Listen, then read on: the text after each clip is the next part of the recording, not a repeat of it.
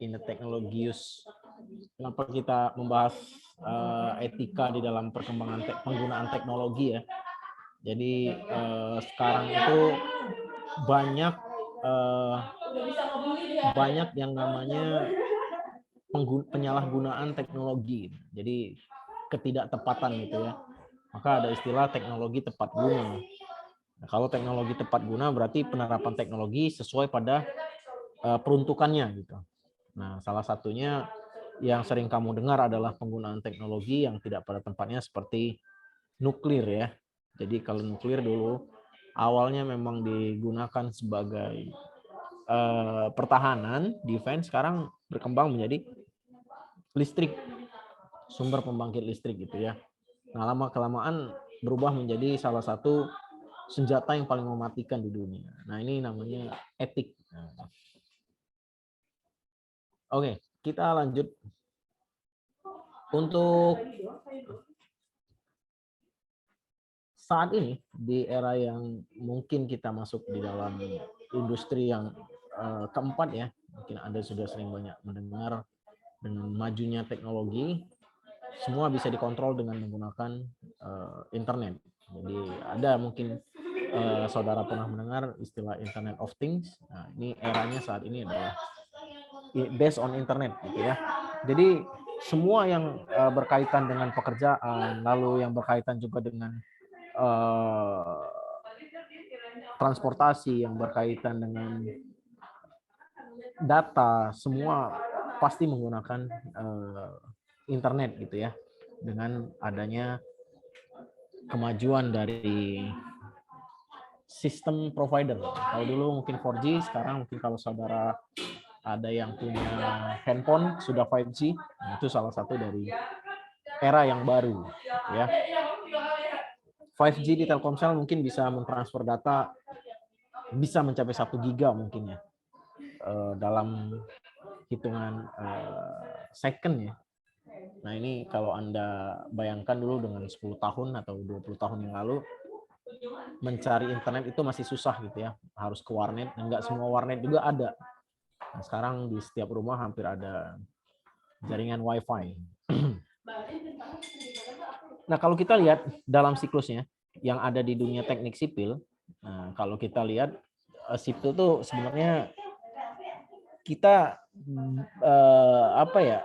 Kalau dibilang kita tertinggal dari sisi konvensional method itu memang betul gitu ya. Tapi konvensional itu tidak bisa dihilangkan gitu. Itu dasarnya dari cara kita berpikir yang otomatis gitu. Nah, sebagai salah satu contoh, mungkin saudara pernah mendengar apa namanya 3D printing ya. Nah, tapi 3D printingnya kalau di umum atau masyarakat umum mengenal 3D printing itu ya semisal menggunakan bahan plastik gitu ya atau PVC gitu yang apa namanya diberikan program sehingga dia bisa membuat suatu bentuk 3 dimensi gitu. Nah, ini biasanya yang umum ada di pasaran. Tapi kalau di dalam dunia teknik sipil mungkin kita punya inovasi yang lain.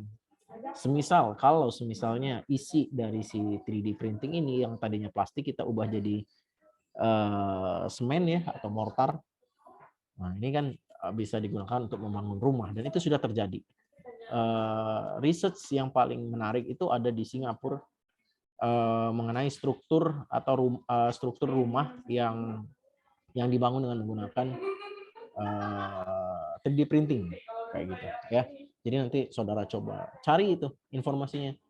Nah, kalau mau lanjut sekolah, Singapura itu leading dia di dalam pengembangan 3D printing. Selain Singapura ada Rusia. Nah, mereka senang dengan apa namanya kemajuan teknologi seperti itu. Tapi apakah semua teknologi itu dapat diimplementasikan gitu di dunia yang serba cepat gitu ya? Kadang enggak juga. Ada beberapa teknologi lama yang masih kita gunakan seperti sambungan struktur ya. Kalau saudara sudah belajar apa namanya tentang sambungan ya kayak kayu gitu. Nah, itu masih banyak di negara-negara maju seperti Korea Selatan, di Jepang, di China sendiri. Kalau mau konsep dari membangun suatu struktur menggunakan kayu itu kan mereka leading di sana gitu.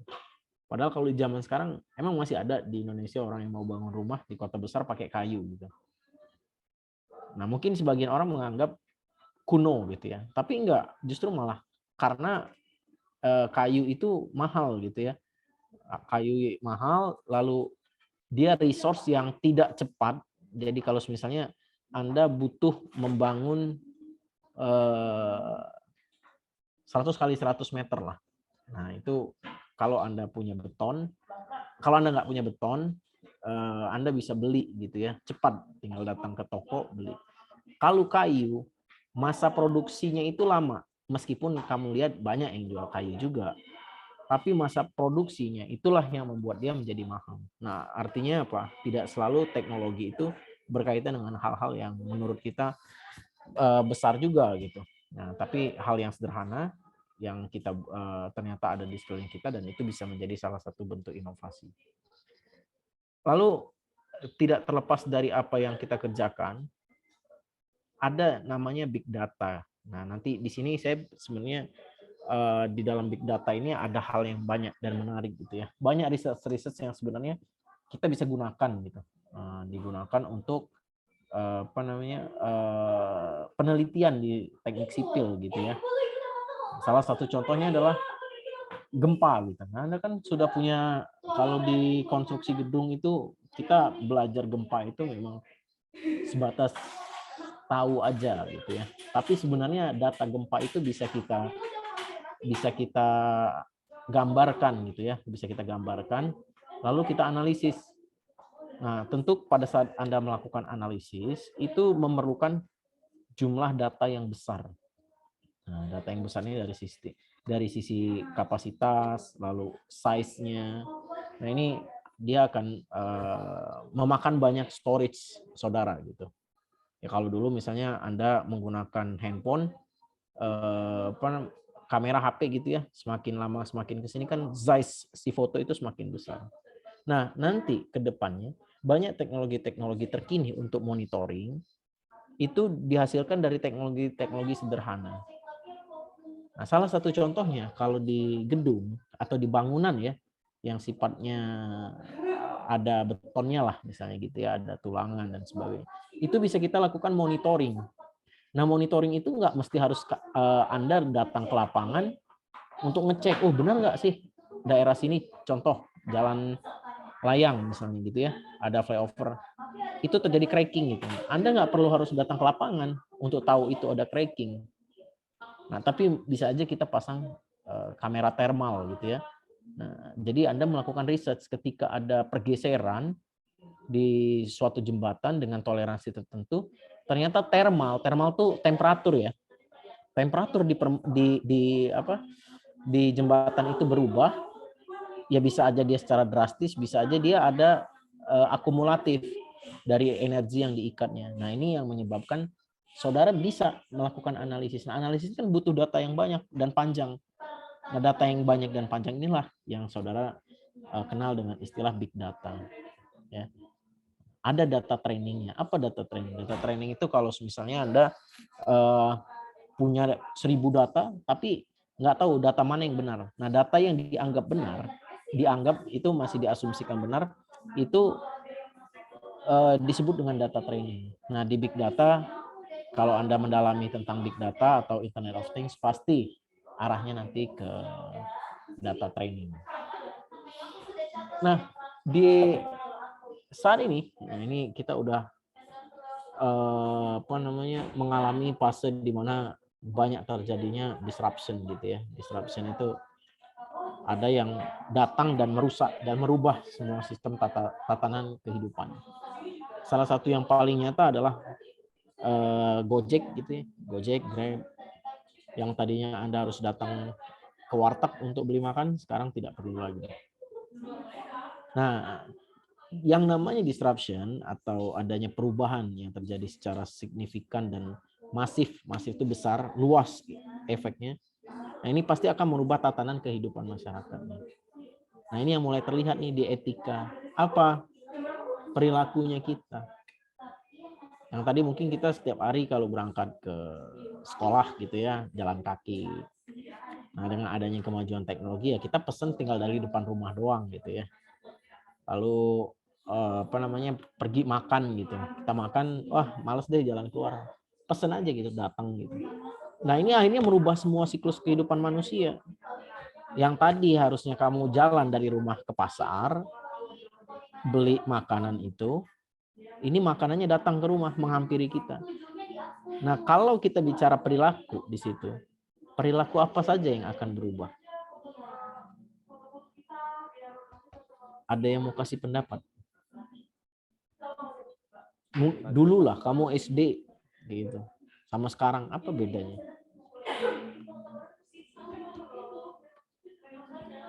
Dulu kamu Sekarang SD belum ada jadi Grab. lebih sering di rumah, Pak. Sering di rumah. Iya, Pak. Jarang ada jalan gitu, Pak, olahraga. Nah, itu salah satunya ya. Nah, itu yang saya rasakan juga. Ini kita berbicara perilaku ya. Perilaku itu kita nggak menyentuh ke etikanya nggak. Belum.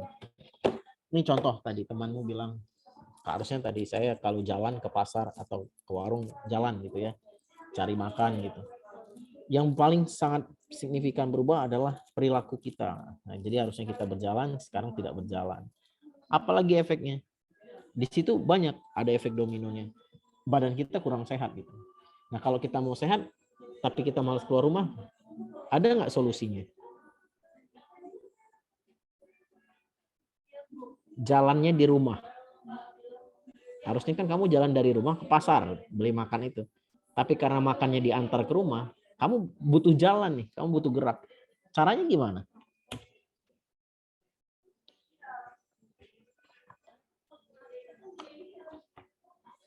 Pernah nggak olahraga di rumah? Dengan cara apa? Dengan cara berlari. Treadmill, Pak. Nah, di atas treadmill. Ya. Artinya apa? Ada demand, permintaan pasar di situ. Apa permintaan pasarnya? Ya tadi, kebutuhan teknologinya. Dipenuhin dong sama si industri. Kan gitu. Akhirnya apa? Berubah dong. Yang tadinya konvensional, sekarang berubah semuanya. Jadi ketika orang sudah nanti banyak yang menggunakan peralatan tersebut, jadi males kan untuk keluar di rumah aja gitu. Banyak efeknya, tidak bertemu dengan tetangganya, jarang bersosialisasi, kan kayak gitu ya. Dan inilah yang mengubah nanti etika seseorang. Nah, bukan berarti merubah jadi tidak baik, enggak, karena memang tuntutannya seperti itu. Dan belum tentu juga itu tidak baik gitu. Nah, ada pertanyaan? Kita lanjut. Di saat ini kita banyak mengenal istilah digital literasi. Butuh buat saudara punya literasi yang bagus. Literasi ini bahan bacaan ya, sumber referensi. Nah, saat ini informasi itu cepat sekali diakses. Jadi kalau kamu cari agama Verdi Sambo kan apa kan banyak tuh orang, kalau kamu cari di Google Verdi Sambo yang pertama muncul tuh agama. Mungkin ya, nanti kamu Google. Nah, karena kurangnya kita literasi ya, kita menjudge dia misalnya. Ini kan lebih masuk ke apa ya, private. Nah, hukum private itu nggak boleh gitu, kalau kita ngapain harus tahu privasi orang gitu kan. Nah, karena kita kurang literasi ya akhirnya kita cari kemana-mana. Akhirnya inilah karena kurang literasi, dengan mudahnya dicuci gitu ya. Ada namanya brainwash.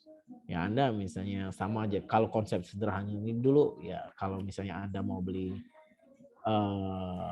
makan itu harus ke warung, ya sekarang nggak perlu lagi, warungnya ada di handphone. Anda mau beli baju, bajunya nggak usah dibeli lagi ke mall, bajunya yang datang ke rumah kan gitu. Ini yang akhirnya merubah tatanan kita, dan mau tidak mau gitu, dan semua orang mengikuti masif besar. Nah, apa yang terjadi dengan society kita? Apa yang terjadi ketika teknologi sudah menguasai kehidupan bermasyarakat lah gitu ya. Nah, ini ada potensial detrimental. Nah, ada potensial kita itu kurang apa itu ya, kalau orang itu kurang hiburan gitu ya. Nah, jadi ada gangguan terhadap psikis kita.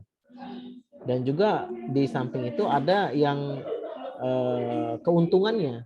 Jadi di dua sisi itu kita dipermudah pekerjaannya, namun di lain sisi bisa saja ada yang mempengaruhi keadaan kita gitu ya, entah jiwanya, entah kondisi ekonomi dan sebagainya.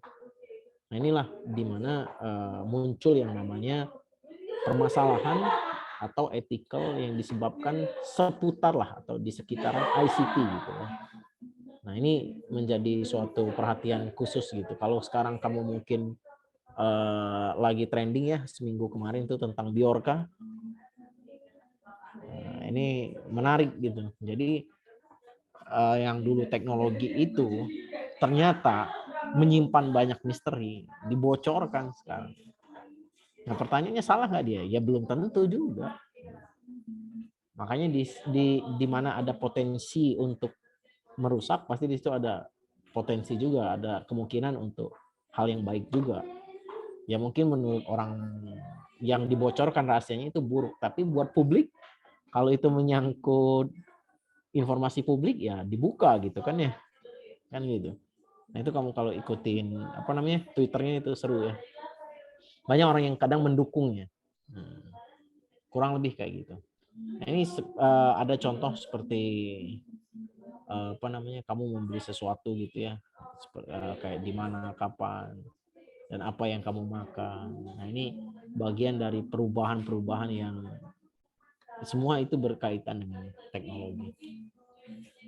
Yang tadi saya sampaikan, teknologi selalu dikembangkan gitu ya untuk kehidupan di masyarakat, tapi banyak juga disalahgunakan gitu. Nah semua pasti berawal dari penelitian. Biasanya Anda meneliti itu pasti tujuannya mulia gitu ya. Nanti Anda kan mau skripsi bentar lagi. Ada yang mau meneliti tentang penempatan lokasi potensi toilet.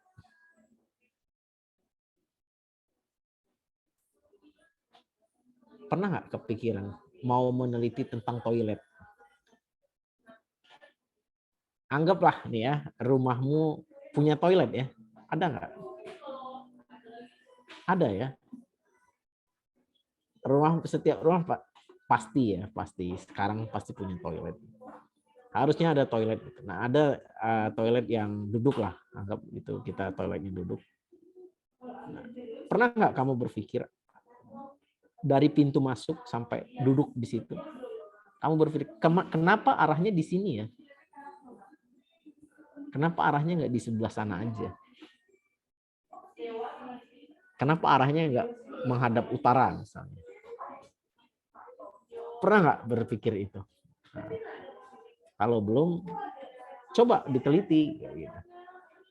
Nah tujuan dari meneliti itu baik. Kenapa? Salah satunya meneliti posisi toilet itu paling bagus di mana? Itu ketika terjadi gempa. Pada saat terjadi gempa, saudara menyelamatkan diri, jalur evakuasinya mana sih yang paling dekat? Meneliti itu sesimpel itu aja. Jadi nggak usah sampai ribet-ribet meneliti. Tujuannya mulia gitu ya, menyelamatkan orang yang ketika terjadi gempa, jalur evakuasinya cepat. Nah, pas dia lagi buang air gitu kan ya terjadi gempa misalnya, harus menyelamatkan diri dong. Ya kamu mungkin sekarang belum pernah merasakannya. Nah, jadi kalau misalnya orang-orang di Jepang itu hampir setiap saat kan mereka dihujani gempa ya di sana. Dan itu kadang besar dan terasa.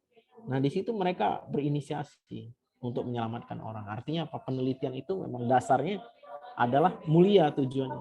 Tapi semakin berkembangnya zaman, semakin digunakan untuk kegiatan militansi ya. Jadi dia militer tujuannya untuk apa?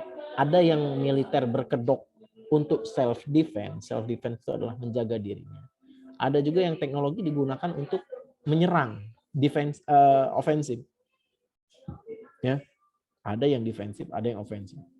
Nah, inilah kemajuan teknologi menyebabkan orang-orang cenderung untuk ofensif. Nah, maka ada istilah barang siapa yang saat ini menguasai antariksa, maka dia menguasai bumi dan seisinya. Dan itu telah terjadi. Salah satu contoh, satelit. Indonesia punya satelit nggak? Nggak ada. Cuma ada satelit komunikasi. Dulu kita malah nggak ada gitu ya. Baru-baru ini aja kita punya BRI-SAT gitu ya. Itu pun nggak bisa menjangkau.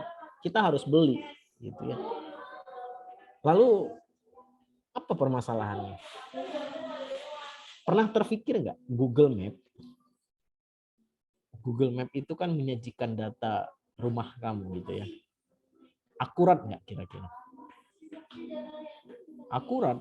Google Map itu menyajikan data sangat akurat. Coba Anda bayangkan, kalau rudal yang di depan ini dikasihkan koordinatnya tepat di depan rumah saudara, kena nggak kira-kira? Kena. Karena apa? Sebegitu telanjangnya negara kita dari sisi antariksa. Ya. Jadi kalau kamu mau tahu berapa hutannya Indonesia, itu nggak bisa dihitung berdasarkan pengukuran terestris. Nggak akan dapat datanya. Pulau Jawa itu dipetakan selama kurang lebih 60 tahun oleh Belanda pada saat itu. Petanya masih ada. Namun peta-peta itu tidak ada yang menyatakan kalau peta itu akurat gitu ya, dengan nilai akurasi yang tinggi, itu nggak ada. Tapi dia masih bisa memetakan dengan selama itu Pulau Jawa 60 tahun. Anda bayangkan hari ini saat ini gitu ya, Jepang dengan satelitnya Alos Pulsar itu bisa sedetil 1,25 meter dari antariksa melihat bumi kita. Belum lagi Amerika. Amerika itu memberikan satelit gratis ya. Kalau kayak Landsat, itu kamu bisa download. Dengan resolusi ya, ada yang 25 meter, 30 meter. Resolusi itu sama kayak kamu kalau pixel. Kayak kamu kalau foto, kalau mau lihat jerawat, kamu zoom, nanti jerawatmu jadi kotak kan gitu. Benar ya? Nah itu si Amerika udah berikan itu gratis ke kita. Salah satu produknya adalah Google Maps. Nah Anda bayangkan, berarti dia punya yang lebih teliti lagi dong. Pasti. Ya. GPS yang Anda gunakan itu datanya gimana? Wah apalagi itu. Gampang sekali melacak orang. Nah itulah salah satu output dari kemajuan teknologi. Nah, mungkin dulu di kelas komputer ya, saya pernah kasih tahu data GPS itu bisa digunakan untuk meneliti perilaku. Nah, perilakunya apa? Perilaku gempa. Mungkin kalau kamu yang masih ingat, saya punya data GPS handphone orang ketika jam sekian terjadi gempa, maka dia berhentinya di mana? Di shelter apa? Udah benar belum dia berhenti? Kayak gitu. Nah, kita lanjut. Yang menjadi suatu perubahan yang sangat penting sekarang itu adalah siklus bumi kita ya, di mana ada banyak hal yang mempengaruhi kehidupan bermasyarakat gitu ya, society kita. Seperti es yang mencair, lalu volume air laut itu bertambah. Ketika volume air laut bertambah, maka rata-rata permukaan air laut naik. Nah, salah satunya penyebab, kalau kamu orang Jakarta Utara, pernah dengar Jakarta turun atau Jakarta akan tenggelam, Jakarta sinking, itu karena ada 3 hal. Yang pertama, karena muka lautnya naik. Nanti kamu cari, kenapa muka air laut itu bisa naik? Yang kedua, karena ada penurunan muka tanahnya. Apa yang menyebabkan penurunan muka tanah? Yang pertama, karena adanya pengambilan air tanah secara terus-menerus. Jadi kamu kalau tahu spons, ya untuk nyuci piring atau buat gosok punggung, spons. Spons itu kalau dari depan itu bentuknya rata. Ya, rata. Tapi kalau kamu pencet, dia gembes. Kayak gitu ya. Nah, dia berongga. Tanah-tanah itu akhirnya berongga karena penyedotan air tanah yang tidak wajar. Dia berongga. Ditambah lagi dengan bobot yang ada di atas permukaan tanah. Nah inilah unsur-unsur yang kenapa terjadinya penurunan muka tanah. Itu salah satunya itu. Nah ketika dia terjadi penurunan muka tanah, Nah, berarti harus ada nih rekayasa teknik sipil di dalamnya. Kamu sudah belajar belum? Ketika ada gedung, terjadi likuifaksi aja di situ. Tahu likuifaksi nggak? Apa likuifaksi?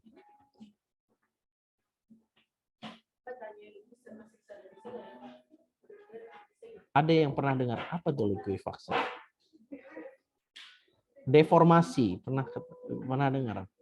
Nambah bingung ya, apalagi itu, Pak? Likuifaksi itu adalah hilangnya daya dukung tanah secara tiba-tiba. Nanti kamu cari liquefaction phenomena. Pakai bahasa Inggris saja. Kamu cari gambarnya. Nah, di situ terjadi hilangnya daya dukung tanah sehingga perlu diperkuat gitu ya. Dengan apapun caranya. Itu disebut dengan engineering teknik atau rekayasa teknik. Nah, di situ kamu bermain. Dan teknologinya apa saja? Banyak. Apalagi struktur ya. Struktur sekarang itu dikembangkan luar biasa sekali. Untuk tahan gempa sampai berapa magnitude gitu ya. Lalu struktur untuk gedung bertingkat dengan menggunakan sistem macam-macam. Nah, itu sekarang teknologi bahannya luar biasa maju. Lalu dengan teknologi strukturnya juga mendukung gitu, sehingga banyak hal-hal yang sebenarnya bisa kita prediksi gitu ya. Tapi yang namanya kuasa Tuhan, manusia hanya bisa berencana, kurang lebih kan seperti itulah ya.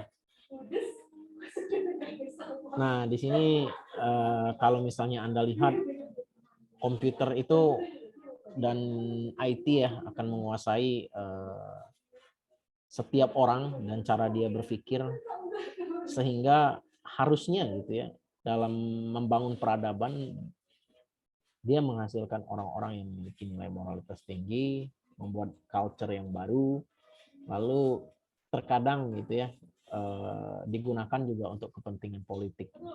Kepentingan politik ada banyak hal. Ada political itu bisa yang kepentingan ya atau interest, political interest ataupun political ideas. Kalau ideas ini yang hal-hal yang baru gitu ya. Misalnya contoh teknologi, kalau di Amerika orang memilih election, presiden election itu dengan menggunakan vote gitu ya, electrical vote. Kalau kita kan di Indonesia masih pakai celup tinta gitu ya, tangan kita gitu. Kalau di sana tidak. Nah, ini mengurangi yang namanya biaya, anggaran dan sebagainya. Itu political ideas. Kalau political interest, ada data-data yang bisa ngaja untuk disalahgunakan. Misalnya contoh perbankan. Nah, perbankan ini sering sekali kayak data-datanya bocor misalnya gitu ya. Lalu dibobol dan sebagainya. Lalu ada juga penyalahgunaan media. Media itu masuk ke dalam informasi teknologi ya. Media digunakan untuk saling menghasut. Nah, itu bisa juga. Itu namanya political interest. Nah, ini apa yang terjadi di dalam siklusnya, di dalam suatu kehidupan gitu ya, dalam siklus kehidupan, kenapa kita dekat sekali gitu dengan teknologi saat ini. Nah, ini yang jadi persoalan saat ini gitu. Terlebih kalau misalnya kita sebagai generasi harus bertanggung jawab gitu ya terhadap generasi berikutnya. Nah, ini akan mempengaruhi juga perilaku orang-orang setelahnya. Artinya apa? Setiap orang, misalnya contoh ya, kamu sekarang berangkat ke kampus. Nggak keren kalau nggak misalnya nongkrong di Starbucks. Keren sekali kan nongkrong Starbucks. Mungkin dulu di zaman 10 tahun yang lalu, kita tidak mengenal Starbucks, kita mengenalnya Starling. Starbucks keliling. Nah, artinya di sini akan mengubah suatu tatanan kehidupan sosial ya di level-level tertentu lah kayak gitu. Sama kayak Anda kalau nggak pakai HP-nya Android saat ini ya dibilang tertinggal zaman gitu ya, nggak ada WhatsApp-nya dan sebagainya. Lalu di dalam society kita membutuhkan yang namanya ethics, itu digunakan sebagai dasar ya, dasar untuk menentukan moral. Nah, dan filosofinya dari moral itu sendiri ya dalam kehidupan ya, pasti kita berperilaku gitu ya.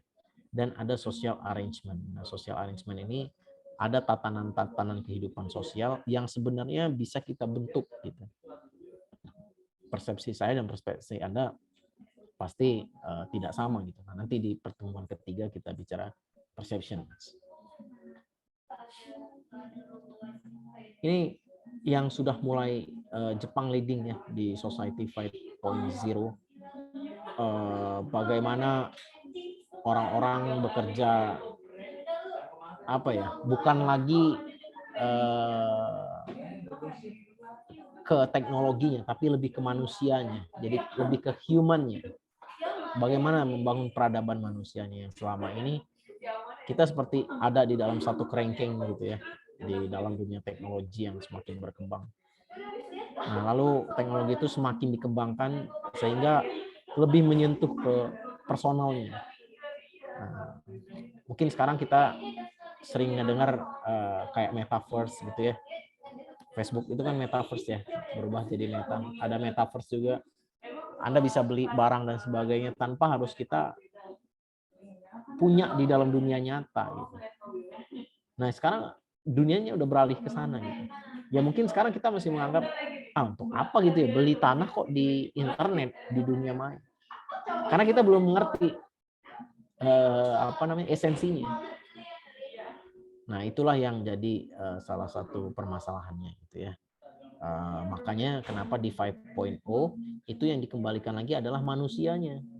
Jadi manusianya itu ditingkatkan lagi keterampilannya, sosialnya, social life, lalu hubungan interaksi dia dengan sesama manusia. Di 5.0.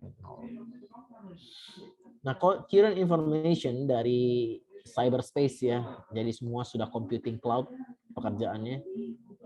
Robotic only gitu kalau Anda punya kesempatan untuk berkunjung ke perusahaan otomotif kayak Toyota gitu ya atau Honda gitu. Itu mereka banyak menggunakan teknologi mesin gitu ya. Mesin-mesin gitu. Coba kamu main sekali-sekali ke pabrik gitu. Mereka udah nggak lagi menggunakan, mohon maaf gitu, kayak mamang-mamang yang bau ketek gitu ya. Karena siang-siang kerjanya gitu, jadi asem gitu baunya. Enggak. Justru malah sekarang dengan adanya robot digantikan. Bahkan untuk mengangkat kaleng-kaleng craft kayak seperti Coca-Cola yang sudah dibungkus dan sebagainya itu pakai menggunakan teknologi robot.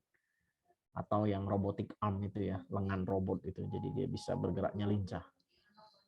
Di 5.0 yang Anda kenal sekarang adalah eranya big data. Ya, presiden sering bicara berkali-kali era big data, dan inilah salah satu wujudnya dengan adanya teknologi yang memudahkan kehidupan manusia. Nah, kita sudah nih automatic driving di negara kita udah. Tesla ya. Kalau Ioniq 5 itu masih oke lah, masih kayaknya Hyundai juga leading juga di situ. Lalu beberapa pabrikan kayak dari Jerman gitu. Kalau dari Jerman, Volvo itu sudah dikembangkan untuk autonomous antar negara. Nanti kamu cek aja di internet, Volvo autonomous truck, itu truk ya, sudah sampai sejauh itu. Lalu kalau kamu lihat deskripsi di sini, Anda lihat saya tidak percaya juga ya, maksudnya tidak mempercayai dan enggak juga bilang enggak. Apa itu artinya? Ya tengah-tengah ya, kayak si Mbak Rara itu ya, peramal gitu. Ya silakan aja kalau ada yang percaya. Kalau saya tidak mempercayai gitu ya. Ya kalau mau tahu hujan atau enggak, kamu cek Google aja, tanya informasi weather today, nanti langsung dikasih tahu di situ. Bintaro hujan enggak ya? Bahkan kalau kamu punya akses data untuk curah hujan, itu kamu bisa akses di BPS itu bisa kalau nggak salah, tapi nggak real time ya datanya. Bahkan ada sensor-sensor yang ditanam udah tahu berapa sih curah hujan yang turun di daerah tersebut. Sampai butiran airnya itu bisa tahu. Nah, ini biasanya menggunakan sistem satelit gitu ya. Jadi satelit mengorbit di permukaan bumi, dia mengirimkan data. Informasinya ada dua. Ada namanya sinyal fase, sama satu lagi sinyal phase, sama satu lagi optik. Jadi ada dua jenis ya, ada namanya radar dan optik. Kalau radar dia menggunakan fase, data fase. Kalau optik dia menggunakan data pixel. Nah, ini nanti kita belajar lah sedikit-sedikit tentang itu. Nah, untuk artificial intelligence sendiri nanti banyak peruntukannya ya. Kalau di dalam dunia konstruksi saat ini, salah satunya adalah untuk monitoring struktur bangunan. Struktur bangunan kita tahun lalu saya meneliti juga tentang health monitoring infrastruktur health monitoring. Nah, itu menggunakan beberapa kamera, lalu data recording dari kamera-kamera thermal kayak gitu. Nah, itu untuk melihat cracking. Nah, mungkin itu yang bisa saya sampaikan. Ada yang mau ditanyakan?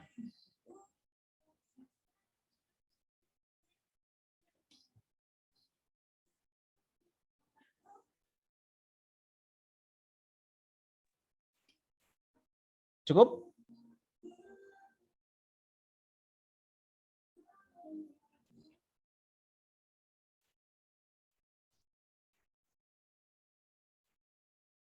Ada lagi? Tidak ada? Kalau tidak ada, kita akhiri. Mana ketua kelas? Saya, Pak. Yang kemarin tatap muka di pertemuan keberapa ya? Saya lihat Buat 4, tapi 5. jadwal tatap muka minggu ke-4, Pak. 4 ya? Oh, Iya. masih 2 minggu lagi. Oke, kalau tidak ada, selamat beristirahat. Terima kasih. Selamat siang. Assalamualaikum warahmatullahi wabarakatuh.